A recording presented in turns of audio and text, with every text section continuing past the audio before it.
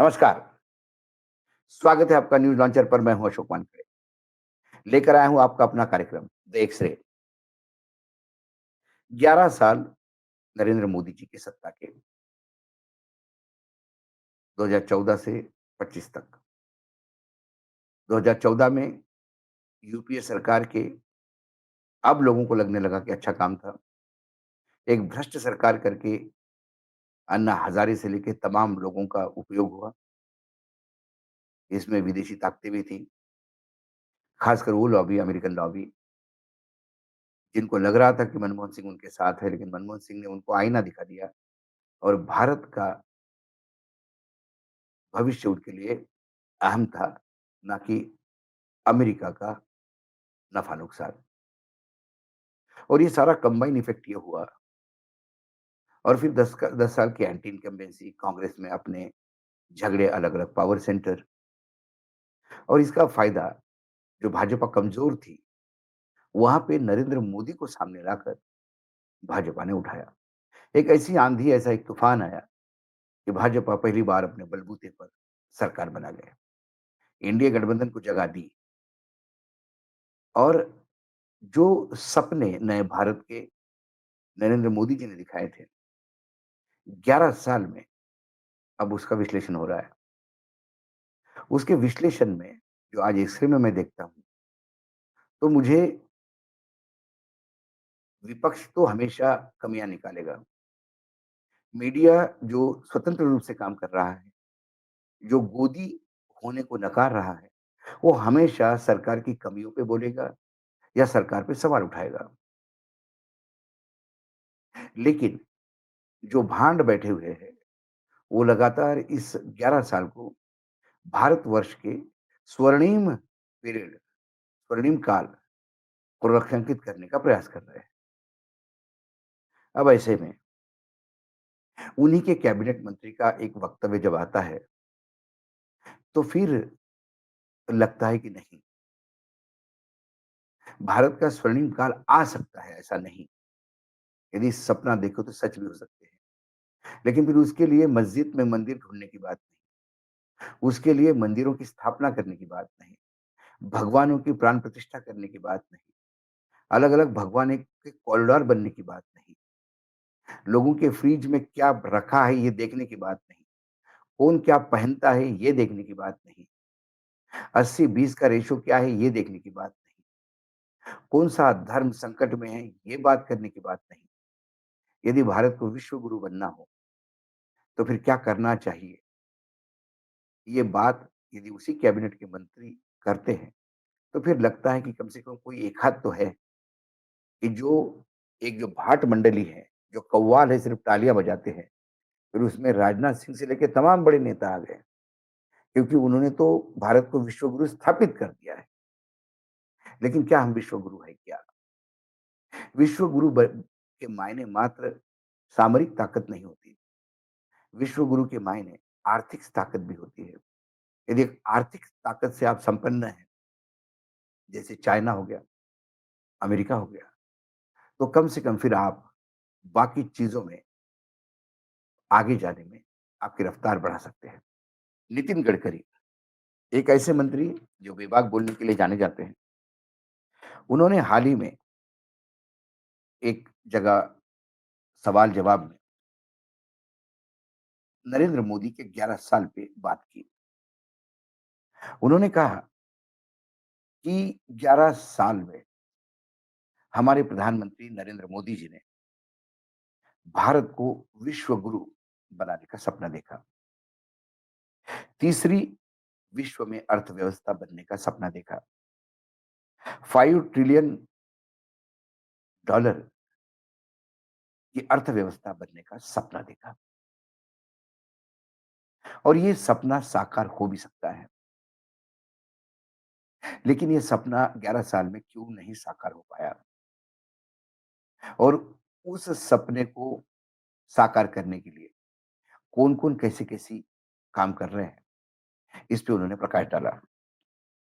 उन्होंने कहा कि यदि हमको विश्व गुरु बनना है, तीसरी विश्व की अर्थव्यवस्था बननी है और 5 ट्रिलियन डॉलर की अर्थव्यवस्था बनानी है देश की, तो सबसे पहले हमें हमारा निर्यात बढ़ाना होगा। जब हमारा निर्यात बढ़ेगा, तब खेती हो, सर्विस सेक्टर हो यानी सेवा सेक्टर या उद्योग हो, इनकी गति बढ़ेगी, इनको रफ्तार मिलेगी और ये सेक्टर आगे प्रगति करेगा।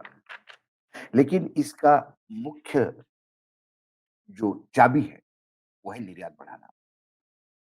उन्होंने कहा कि जब हमारा निर्यात बढ़ेगा, तो हमारे यहाँ रोज़गार बढ़ेंगे, क्योंकि जब खेती, उद्योग और सेवा सेक्टर में बढ़ोतरी आएगी, तो रोज़गार बढ़ेगा, वेल्थ क्रिएशन होगा, क्रय शक्ति बढ़ेगी और फिर भारत में अपनी भी खुद की एक बड़ी माँग होगी, क्योंकि भारत एक बहुत बड़ा उपभोक्ता है। उन्होंने कहा कि लेकिन यह क्यों नहीं हो पा रहा था? तो उनके अनुसार लॉजिस्टिक कॉस्ट जो है, वो भारत का सबसे ज़्यादा था। इसके चलते हमारा निर्यात नहीं बढ़ता, हम कॉम्पिटिटिव नहीं हो पाते और इसके चलते उद्योग, खेती, सेवा सेक्टर सब दबा पड़ा हुआ है। उन्होंने कहा कि पानी, बिजली, ट्रांसपोर्ट और कम्युनिकेशन, ये यदि लॉजिस्टिक के मैं मेजर हब मानूँ, तो जो पोर्ट, पानी यानी जो समुद्री जहाज के पोर्ट, अब वो पोर्ट अद्ययावत बन रहे हैं। पावर जनरेशन में पहले से बहुत अच्छी स्थिति है। कम्युनिकेशन में हम लगातार तरक्की कर रहे हैं और ट्रांसपोर्टेशन जो सबसे बड़ा था, क्योंकि आवागमन में जब एक जगह से दूसरी जगह सामान जाता है, तो उसको समय भी लगता था, कॉस्ट भी बढ़ती थी। वो हमने लगातार रोड पे काम करके कम किया।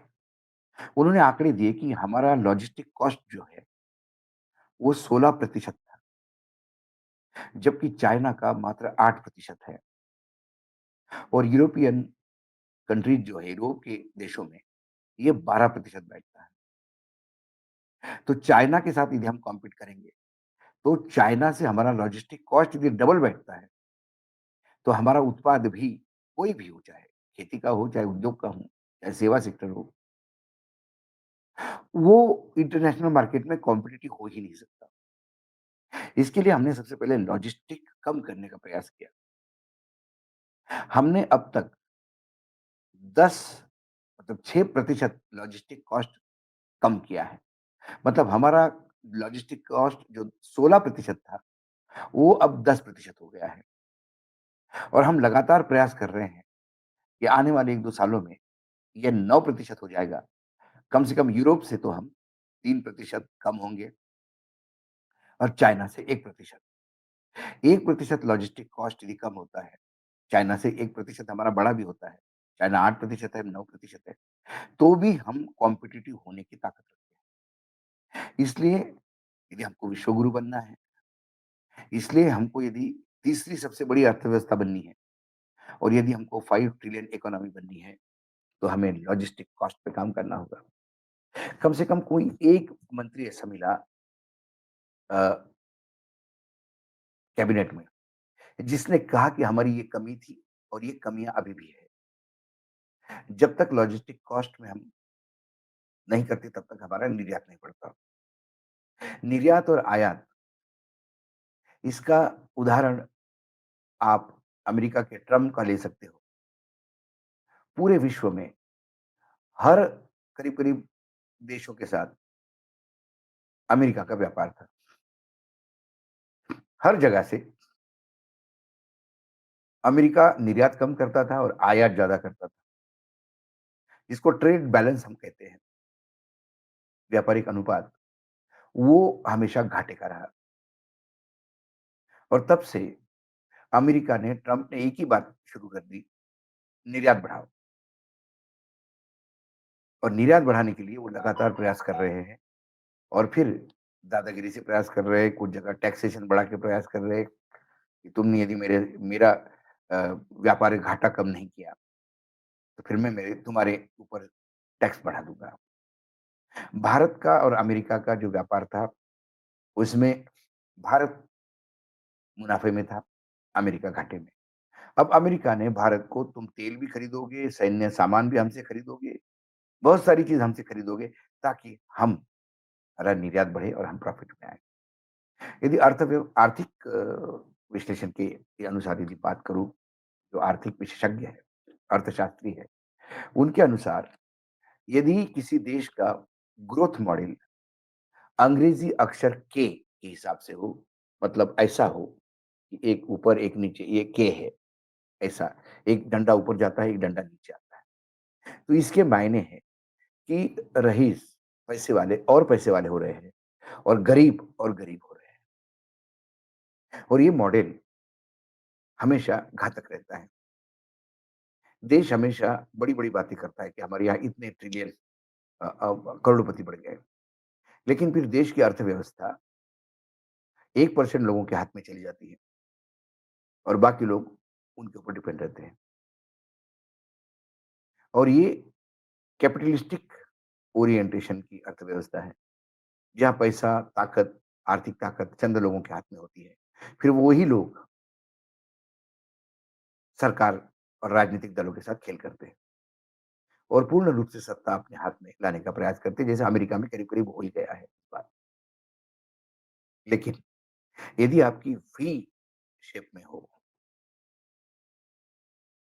जो अंग्रेजी अक्षर वी है, एक पॉइंट से दोनों डंडे ऊपर जाते हैं, मतलब रईस भी ऊपर जाते हैं और गरीब भी ऊपर जाते हैं। वो बहुत अच्छी अर्थव्यवस्था मानी जाती है।